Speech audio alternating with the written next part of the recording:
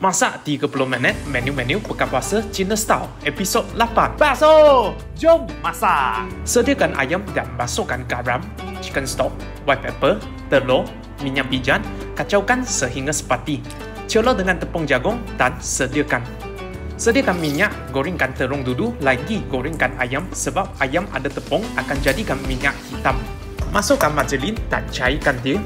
Masukkan cili padi, daun kari, tumis sehingga wangi dan boleh masukkan susu cair dan serbuk kari. Masak sehingga pekat. Kemudian boleh masukkan gula, chicken stock dengan air tepung jagung.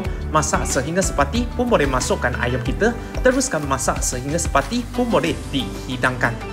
Masukkan minyak dan udang kering, tumis sehingga garing.